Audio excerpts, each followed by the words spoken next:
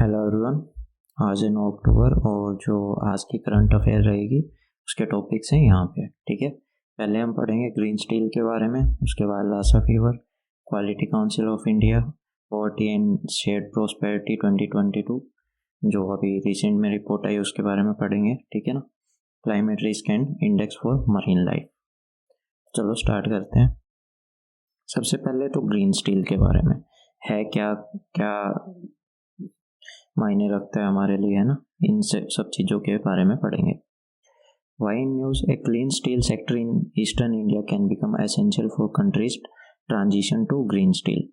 कि भाई एक जो ईस्टर्न इंडिया के अंदर जो क्लीन स्टील सेक्टर है, ठीक है, उसको वो एक तरह से देश को बदलने में काफ़ी हमारी हेल्प कर सकता है। ठीक है, एक कंट्री का पूरा ट्रांजिशन चेंज कर सकता है टुवर्ड्स ग्रीन स्टील।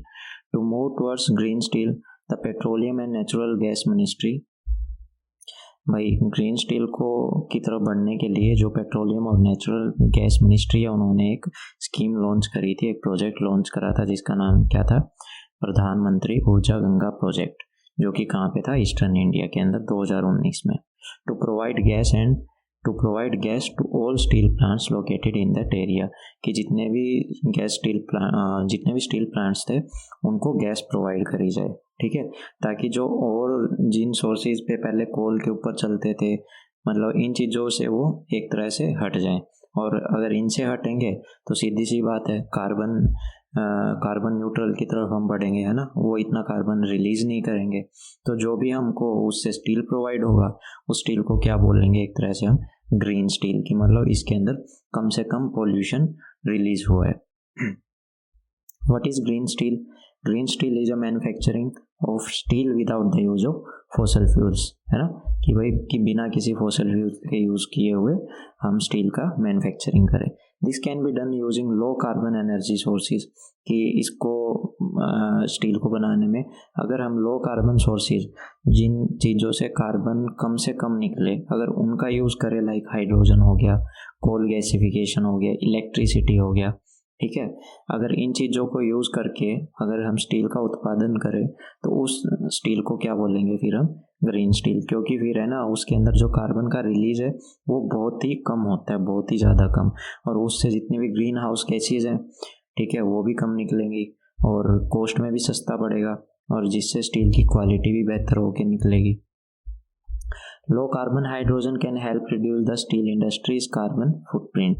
देखो, जो अगर हम हाइड्रोजन का, ग्रीन हाइड्रोजन और ब्लू हाइड्रोजन का यूज़ करें तो उससे है ना, जो इंडस्ट्री है, स्टील इंडस्ट्री, तो वो जो कार्बन फुटप्रिंट्स है, मान लो जो हमने एक क्राइटेरिया रखा था या फिर एक टारगेट रखा था कि हम कार्बन को न्यूट्रल करके रहेंगे, है ना, कि जितना हम मतलब कम से कम कार्बन छोड़ा जाए किसी भी इंडस्ट्री के द्वारा, तो उसको अचीव कर सकते हैं। National hydrogen energy mission capitalise on hydrogen for a cleaner alternative fuel option. जो नेशनल हाइड्रोजन एनर्जी मिशन है उससे हम क्या है, हाइड्रोजन का उत्पादन कर सकते हैं, ठीक है, जो कि एक तरह से क्लीन फ्यूल ऑप्शन है हमारे लिए। अभी यहाँ पे देखो, ग्रे हाइड्रोजन किसको कहते हैं, ब्लू, और ग्रीन किसको कहते हैं। नेचुरल गैस से अगर हम नेचुरल गैस का यूज़ करके हाइड्रोजन का उत्पादन करते हैं तो उसमें किसका रिलीज ज़्यादा होता है, CO2 का, ठीक है। वही अगर ब्लू हाइड्रोजन में अगर हम देखें तो ब्लू हाइड्रोजन में क्या है, जितना भी कार्बन उस टाइम पे निकलेगा नेचुरल गैस के यूज़ करने के बाद में, तो उस कार्बन को हम स्टोर करेंगे, ठीक है, स्टोर कर देंगे अंडरग्राउंड में, सी के अंदर हो गया, है ना, सी का जो ग्राउंड लेवल है वहाँ पे जाके इनको किसी भी एक अच्छे से कंटेनर में, उसका भी एक अपना अलग क्राइटेरिया है, उसके अंदर इसको स्टोर करके लंबे टाइम के लिए छोड़ देंगे, ठीक है। फिर आता ग्रीन हाइड्रोजन, जिसके अंदर क्या है, वाटर को हम यूज़ करेंगे और उसका इलेक्ट्रोलाइसिस करवाएंगे, जिससे जो वाटर के मॉलिक्यूल्स हैं टूट जाएंगे, H2O, है ना, हाइड्रोजन बच जाएगा और O2 इन्वायरमेंट में छूट जाएगा, मतलब ऑक्सीजन छोड़ देंगे, तो वहाँ पे कार्बन का कोई रोल ही नहीं रहेगा। तो ये एक तरह से प्रॉपर ग्रीन हाइड्रोजन हो गया। तो ये हमने पढ़ी ली है, carbon capture and utilisation and storage. अभी ये हमने देखा था, है ना, कार्बन को हमने कैप्चर किया, इसको हम यूटिलाइज भी कर लेंगे कहीं ना कहीं अगर यूज़ हो सका तो, वरना इसको स्टोर कर देंगे अंडरग्राउंड सी के अंदर। और फिर replacing conventional source of energy with low carbon hydrogen, direct electrification through electrolysis of iron ore, ये हमने अभी देखा ही था जिसमें O2 का रिलीज होता है, ऑक्सीजन का रिलीज होता है। ठीक है, सिग्निफिकेंस क्या है इसका? The steel industry is the largest industrial sector in the term of intensive energy. एक भाई देखो, स्टील जो इंडस्ट्री है एक तरह से सबसे लार्जेस्ट इंडस्ट्रियल सेक्टर है, और ऊपर से इसके अंदर जो एनर्जी का यूज़ होते है, खपत होती है एनर्जी की, वो भी काफ़ी ज़्यादा है, और रिसोर्सेज का भी काफ़ी ज़्यादा यूज़ होता है। इस वजह से CO2 का रिलीज इस इंडस्ट्री के अंदर सबसे ज़्यादा होता रहा है। ठीक है, in the view of commitments made at the conference of parties COP26 के अंदर जो हमने कमिटमेंट की थी क्लाइमेट चेंज कॉन्फ्रेंस में, कि भाई उसको अगर हमको अचीव करना है तो हमको सीधी सी बात है कार्बन का जो इम्प्रिंट है, जो कार्बन को हम रिलीज कर रहे हैं अभी एनवायरनमेंट के अंदर, उसको बिल्कुल कम करना पड़ेगा। ठीक है, Indian steel industry need to reduce its emission substantially by 2030 तक इसको बिल्कुल कम करना पड़ेगा, और 2070 तक नेट जीरो कार्बन एमिशन होना चाहिए, कि भाई कार्बन को हम रिलीज ही नहीं कर रहे। मतलब एक तरह से इन्वायरमेंट के इक्वली लेके आना है, जितना एनवायरमेंट कार्बन को क्या कहते हैं क्लीन कर सकता है ना, उसको चेंज कर सकता है ऑक्सीजन में, सिर्फ उतना ही कार्बन हम रिलीज कर रहे हैं, तो उससे क्या है फिर कार्बन न्यूट्रल हो जाएगा, नेट जीरो कार्बन एमिशन हो जाएगा। फिर चैलेंजेस क्या है कि भाई जो इंडिया जो कंट्री का आयरन और स्टील सेक्टर है अभी फाइनेंशियली काफ़ी वीक है, और जो ग्रीन स्टील मैन्युफैक्चरिंग की जो प्रोसेस है वो काफ़ी एक्सपेंसिव है, उसमें काफ़ी खर्चा लगता है, तो इस वजह से ये भी थोड़ा सा एक समस्या देश के सामने आके खड़ी हुई पड़ी है। ग्रीन हाइड्रोजन, ब्राउन और ग्रे, ये सब मैंने अभी आपको दिखाया ही था। ठीक है, इस पिक्चर के अंदर ग्रे, ठीक है, ब्लू और ग्रीन हाइड्रोजन कैसे कैसे होते हैं ये मैं एक्सप्लेन कर चुका हूँ। What is the status of steel production in India? India के अंदर स्टील प्रोडक्शन का स्टेटस क्या है? सबसे ज़्यादा क्वेश्चन यहाँ से आ सकते हैं। Production, India is currently world second largest producer of crude steel. जो कच्चे स्टील का जो प्रोड्यूसर है इंडिया, उसमें सेकंड लार्जेस्ट नंबर पे है। करीबन 120 मिलियन टन क्रूड स्टील हमने उत्पाद किया था 2021 से 22 के बीच में। रिजर्व की बात करें तो more than 80% of country's reserve are in state of Odisha, Jharkhand, West Bengal, Chhattisgarh and northern region of Andhra Pradesh. इन स्टेट्स के अंदर क्या है ना, सबसे ज़्यादा स्टील का जो स्टील पाया जाता है। ठीक है, 80% देश का। Important steel producing centres are, जो कि सबसे ज़्यादा कहाँ स्टील का प्रोडक्शन होता है देश के अंदर, भिलाई छत्तीसगढ़, दुर्गापुर जो कि वेस्ट बंगाल में है, बुरहानपुर जो कि वेस्ट बंगाल में है ना, जमशेदपुर का तो सबको पता ही झारखंड में, राउरकेला ये कहाँ पे है, उड़ीसा के अंदर, बोकारो का भी आपको पता है झारखंड। ये 2-3 नाम तो काफ़ी फेमस नाम है, तो आते ही रहते हैं। कंजप्शन की बात करें तो India is second largest consumer of finished steel. Consumer भी है और प्रोड्यूसर क्रूड स्टील का तो हम सेकंड लार्जेस्ट प्रोड्यूसर है। और जब कंजम्पशन की बात करें तो जो फिनिश स्टील है, जो बनके तैयार स्टील होता है, उसके भी सेकंड लार्जेस्ट कंज्यूमर है। करीबन 2021 के अंदर ही 106.23 मैट्रिक टन हमने यूज़ कर लिया था। ठीक है, उसके बाद क्या है, presided by China is the largest steel consumer, और चाइना सबसे ज़्यादा इसको स्टील का कंजम्पशन करता है। अगर किसकी द्वारा ये रिपोर्ट दी गई थी, ये दी गई थी वर्ल्ड स्टील एसोसिएशन के द्वारा। अब बात करते हैं इंडियाज़ का क्वालिटी मूवमेंट। ठीक है, क्वालिटी काउंसिल ऑफ इंडिया के बारे में। अभी रिसेंटली इसको 25 साल कंप्लीट हुए हैं QCI को, क्वालिटी काउंसिल ऑफ इंडिया। इसका काम क्या है सब देखते हैं। ठीक है, QCI has launched a campaign गुणवत्ता से आत्मनिर्भरता, इंडियाज़ क्वालिटी मूवमेंट। ठीक है, ये इन्होंने एक नया कैंपेन स्टार्ट किया था to celebrate India's quality hubs, create awareness about India's landmark achievements, कि भाई इंडिया ने क्या क्या अचीव किया है ना। Inform the people about initiative to enhance the quality of life to all the citizens, कि देखो अगर हम हर एक चीज़ में क्वालिटी प्रोवाइड करेंगे, ठीक है, तो सीधी सी बात है लोगों की अगर वो उन चीज़ों को यूज़ करेंगे तो उनकी भी एक तरह से क्वालिटी ऑफ लाइफ क्या है इंक्रीज होगी, अच्छी होगी। अच्छी चीज़ें मिलेंगे तो अच्छा फ़ायदा होगा, अच्छे से यूज़ करेंगे सहूलियत होगी। तो अब हिस्ट्री देखते हैं QCI की। QCI of India was established as a national body of accreditation in 1996। इस बॉडी के द्वारा इसको एस्टेब्लिश किया गया था, बनाया गया था। QCI was setup through a PPP mode, कि प्राइवेट पब्लिक प्राइवेट पार्टनरशिप के द्वारा इस मोड में इसको बनाया गया था। इसके अंदर क्या है, इंडिपेंडेंट ऑटोनोमस ऑर्गेनाइजेशन है, ठीक है, जिसको किसका सपोर्ट मिला था, गवर्नमेंट का, और इंडियन इंडस्ट्री रिप्रेजेंट करती है इसको बाई 3 प्रीमियर इंडस्ट्री एसोसिएशंस। कौन कौन सी एसोसिएशन इसको हेल्प करती हैं? Association Chamber of Commerce and Industry of India ASSOCHAM, और Confederation of Indian Industry, Federation of Indian Chamber of Commerce and Industry FICCI। तो ये सब मिलके इसको चलाते हैं। QCI इज एक तरह की नॉन प्रॉफिट ऑर्गेनाइजेशन है जो कि किसके अंडर रजिस्टर्ड है, सोसाइटी रीऑर्गेनाइजेशन एक्ट 21 ऑफ 1860। इसका डिपार्टमेंट, नोडल मिनिस्ट्री कौन सी है इसकी, department of industry policy and promotion, और वो किसके अंडर में आती है, ministry of Commerce and industry के अंडर में। अब इसकी कंपोजिशन देख लेते हैं, इसमें कौन कौन से लोग शामिल है। इसको गवर्न किया जाता है 38 काउंसिल मेंबर के द्वारा, 38, जो कि केवल रिप्रेजेंट करते हैं किसको, गवर्नमेंट के भी इसमें, मतलब सब जगह से मिलके 38 लोग होते हैं, सब इक्वली रिप्रेजेंट करते हैं, बराबर इक्वल पार्ट्स के अंदर बटे गए हैं, गवर्नमेंट से भी है, इंडस्ट्री से भी है, और कुछ कंज्यूमर्स भी हैं। जो चेयरमैन पर्सन है उसको कौन अपॉइंट करता है, इसके अंदर उसको अपॉइंट करता है prime minister on the recommendation of industry to the government. इनकी रिकमेंडेशन पे प्राइम मिनिस्टर इसके चेयरमैन को अपॉइंट करता है। इसका ऑब्जेक्टिव क्या है, to create mechanism for independent third party assessment of products, services and processes, कि भाई हर एक तरह की चीज़ों का क्वालिटी चेक हो, है ना, तब जाके हमारे पास वो पहुंचनी चाहिए। तो यहाँ पे सब कुछ लिखा गया है कि कौन कौन से एरियाज़ के अंदर ये अपनी क्या है, क्वालिटी स्टैंडर्ड्स को मेंटेन करने का बोलता है, लाइक एजुकेशन के अंदर, हेल्थ केयर के अंदर भी, एनवायरनमेंट प्रोटेक्शन प्रोग्राम्स के अंदर भी, गवर्नेंस के अंदर भी, सोशल सेक्टर, इंफ्रास्ट्रक्चर सेक्टर के अंदर भी। एक तरह से देखा जाए तो हर एक जगह पे।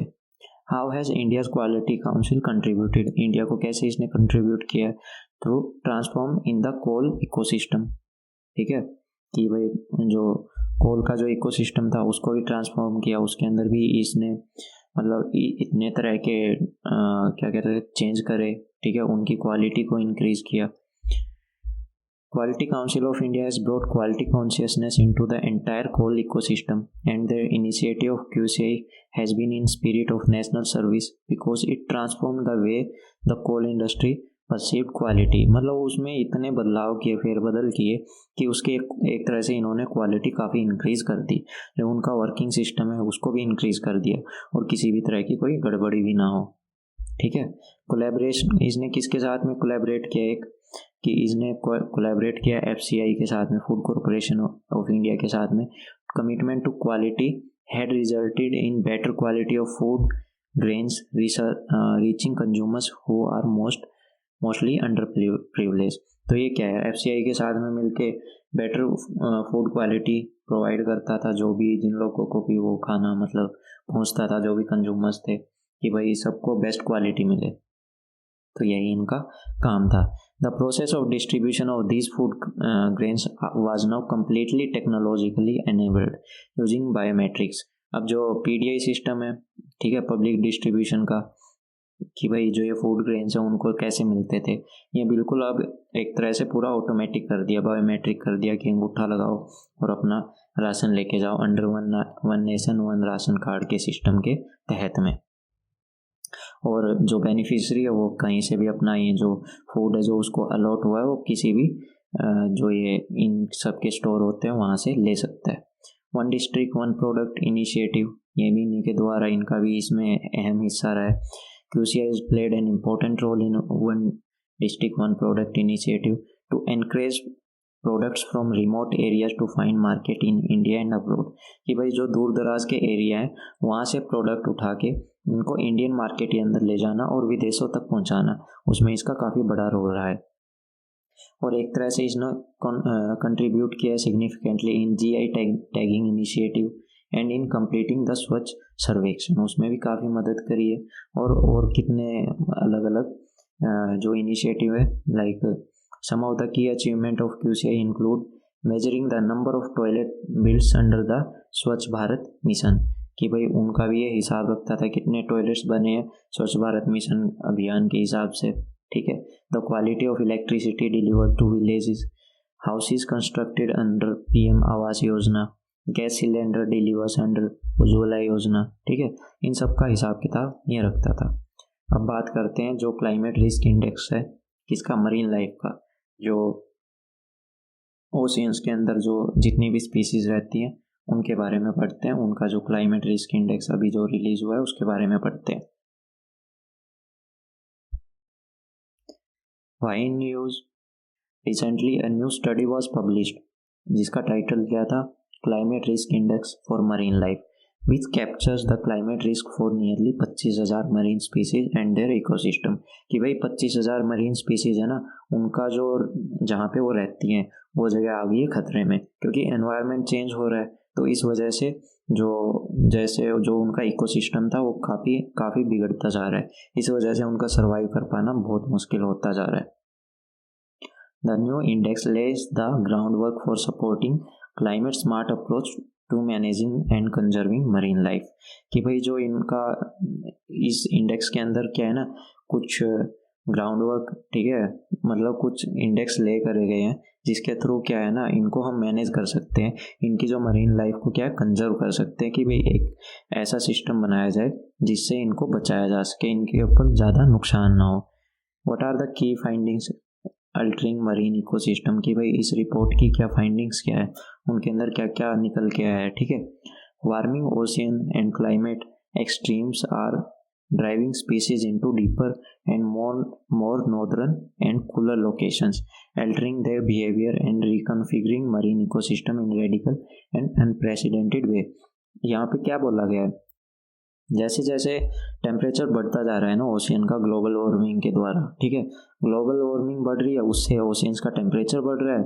और टेम्परेचर बढ़ते ही जैसे कि ठंडे इन्वायरमेंट में रहती थी, अब जिस जगह पे पहले रहती थी अब ये उससे हट के नॉर्दर्न साइड की तरफ जा रही है, ठीक है, पोल्स की साइड में जा रही है जहाँ पे जो एनवायरमेंट है ठंडा है। अब अगर ये ऐसे ही वहाँ पे अपनी जगह या फिर अपनी लोकेशंस को छोड़ती गई तो एक तरह से इनके बिहेवियर में भी काफ़ी चेंज आएगा, ठीक है।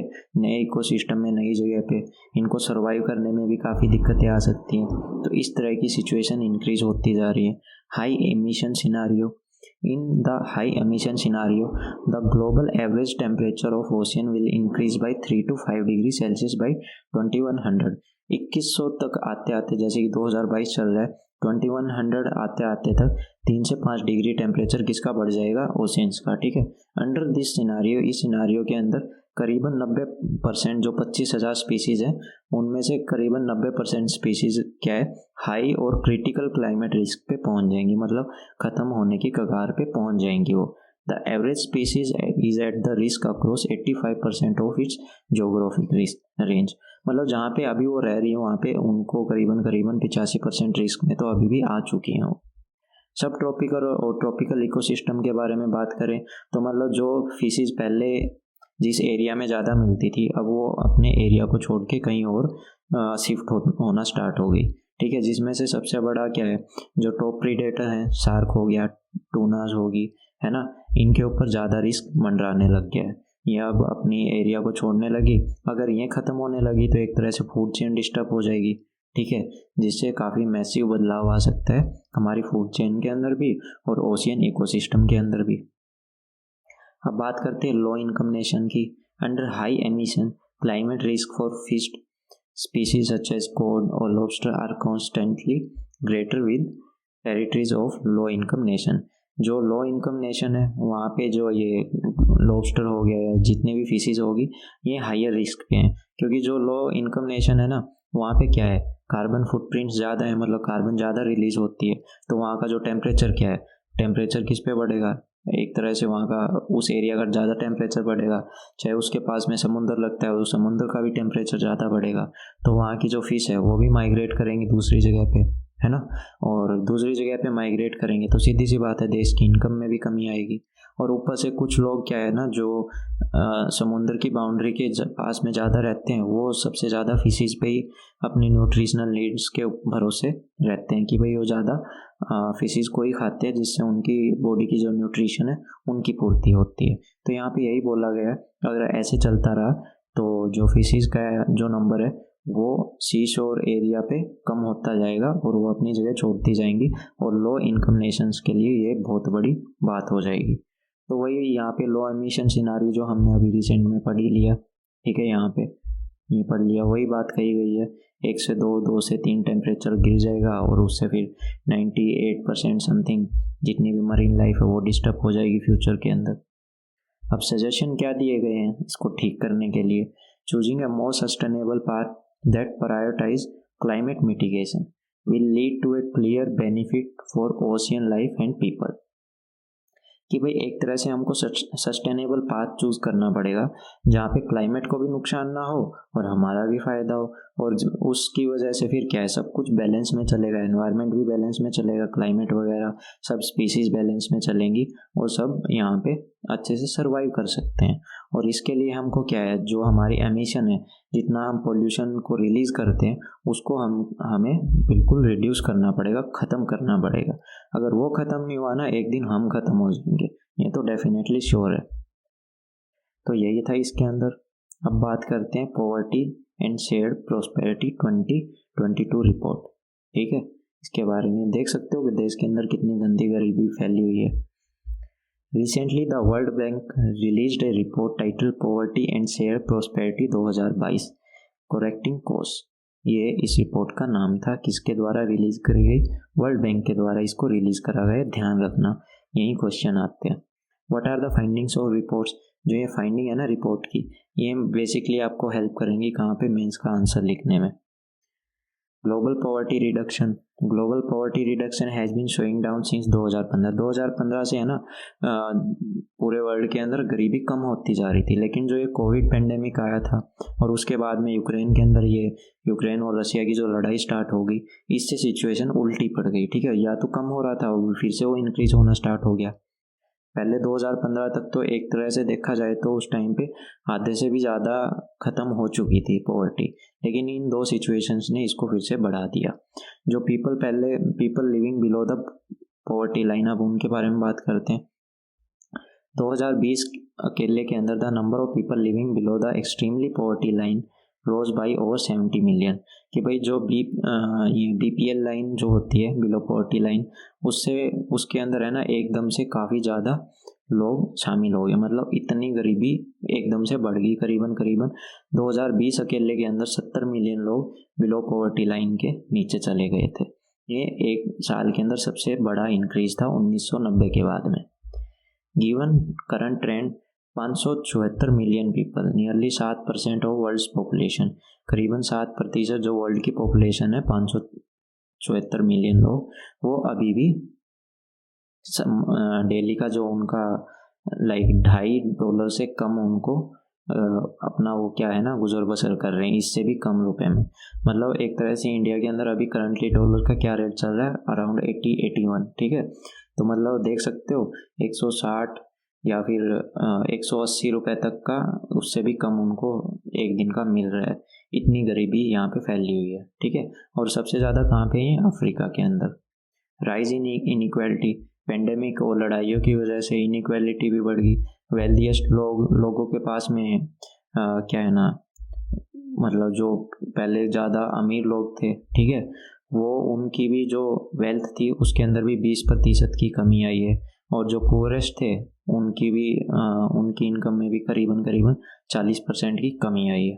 Global inequality rise as a result for the first time in decades. कि भाई पूरे वर्ल्ड के अंदर ऐसी इनइक्वालिटी मतलब पहली बार आई है इतने सालों के बाद में, ठीक है।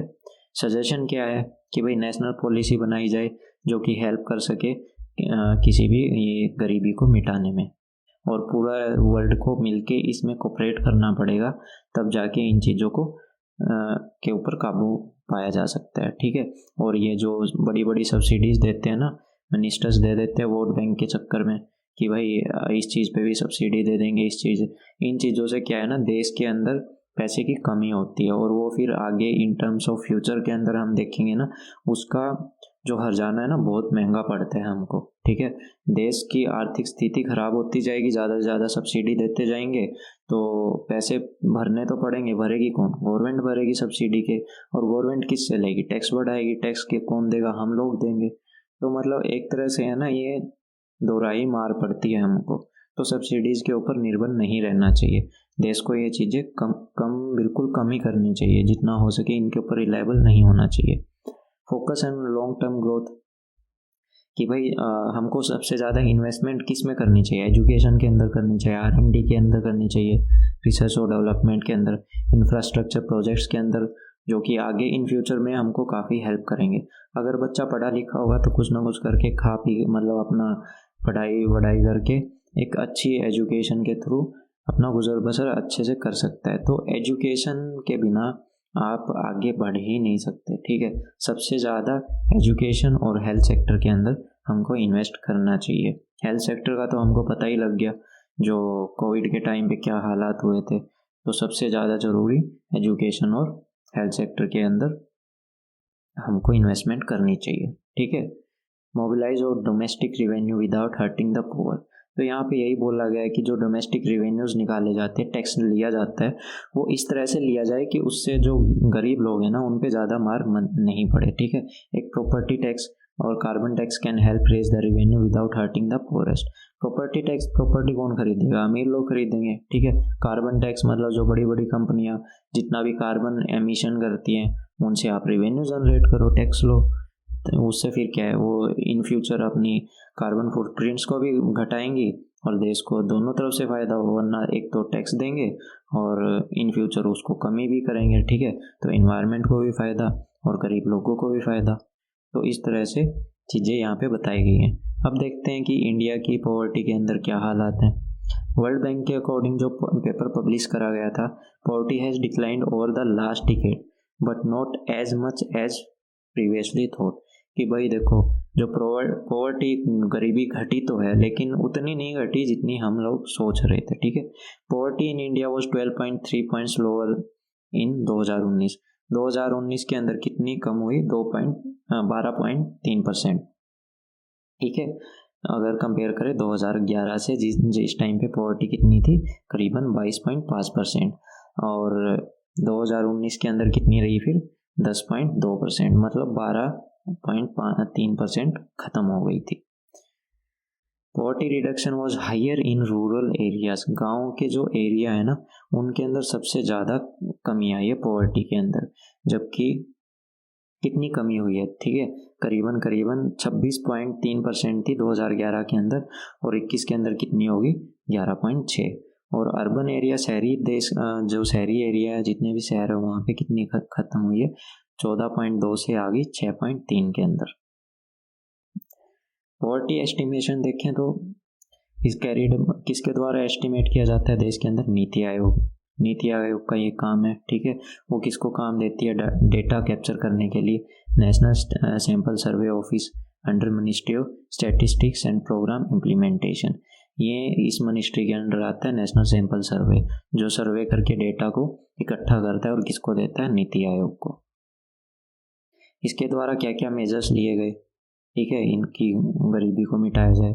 Integrated Rural Development Programme IRDP, Pradhanmantri Awas Yojana, National Old Age Pension Scheme, Mahatma Gandhi National Rural Employment Guarantee Act, MG NREGA 2005, है ना, Deendayal Antyodaya Yojana, National Rural Livelihood Mission, National Urban Livelihood Mission, Pradhanmantri Kaushal विकास योजना, प्रधानमंत्री जन धन योजना। तो ये सरकार के द्वारा स्टार्ट किए गए। अब बात करते हैं लासा वायरस, जो कि लासा फीवर जो अभी फिर से बढ़ने लग गया है। और ये फैलता कैसे है? ये फैलता है रैट के जो फीकल मैटर होता है, जो गंदगी फैलाता है, उसके यूरिन से ये किस पे छोड़ देता है? खाने की चीज़ों पे। और उन खाने की चीज़ें वो फिर कंटेमिनेट हो जाती है, उसको फिर कौन खा लेता है? ह्यूमंस खा लेते हैं, है ना। और फिर क्या है, ह्यूमंस के अंदर अभी क्या है ना, करीबन जो 80% पेशेंट है, उसके अंदर इसके सिम्टम ही नहीं दिखते, ठीक है। और 30% जो इससे बीमार होके ठीक हुए, उनके अंदर क्या है? डीफनेस होगी, मतलब बहरापन, एक तरह से परमानेंट उनको बहरापन हो गया। 20% में कोई और ख़तरनाक बीमारियों से जूझने लग गए इसके होने के बाद। और 1% ही ऐसे केस है जिनके अंदर उनकी मौत हो जा रही है, और लासा वायरस के द्वारा ये होता है। और नाइजीरिया में एक जगह है लासा नाम से, वहीं पे ये सबसे पहले ओरिजिनेट हुआ था, वहीं पे मिला था, इस वजह से इसका नाम क्या रख दिया गया? लासा। और वो वायरस का क्या नाम रख दिया गया, लासा वायरस। और जो ये एक तरह से इसके अंदर जो आरएनए का जो मैटर है वो कैसा है, सिंगल स्ट्रैंडेड, ठीक है, सिंगल स्ट्रैंडेड आरएनए है। तो वही सब कुछ वो यहाँ पे बताया गया है कि वेस्ट पार्ट जो अफ्रीका का है वहाँ पे ज़्यादा फैला है, सेंट्रल और ईस्टर्न पार्ट अफ्रीकन कॉन्टिनेंट वहाँ पे करीबन 50 साल से फैलता ही आ रहा है, ठीक है। और करीबन अभी 600% जंप हो गया है, जो इसका नंबर है वो इंक्रीज़ हो गया है। 453 मिलियन लोगों को ये पकड़ लेगा करीबन 2050 तक, 700 मिलियन को पकड़ लेगा 2070 तक। और अभी करीबन कितने लोग इससे ग्रसित हैं, 92%, ठीक है। Estimated 80% of infection are mild, जो कि मैंने बताया था 20% के अंदर हेमरेज हो जाती है, ठीक है, ब्रेन डेड हो जाता है, या फिर माउथ और पेट के अंदर हेमरेज हो जाता है, ठीक है। लो ब्लड प्रेशर की भी प्रॉब्लम आती है, कईयों को परमानेंट हियरिंग लॉस हो जाता है, सुनाई नहीं देता। तो यही सब यहाँ पे बताया गया है, ठीक है, कि किससे होता है लासा फीवर, ये वायरस से होता है, कहाँ पे मिलता है, वेस्ट अफ्रीका के अंदर पहले कहाँ पे डिस्कवर हुआ था फर्स्ट टाइम, 1969 के अंदर लासा में। लासा कहाँ पे है, नाइजीरिया के अंदर है, ठीक है। वायरस कैसा है, सिंगल स्ट्रैंडेड आरएनए वायरस है, जो कि कौन सी फैमिली से बिलोंग करता है, Arenaviridae. The fever is spread by rat के द्वारा स्प्रेड होता है, और ये एरियाज है जहाँ पे ये पाया जाता है। तो यही सब इसके अंदर बताया। देखो बॉडी के ऊपर ऐसे ये स्किन के अंदर लिक्विड सा फील हो जाता है, गंदा लगता है बहुत, और इरिटेट भी करता है।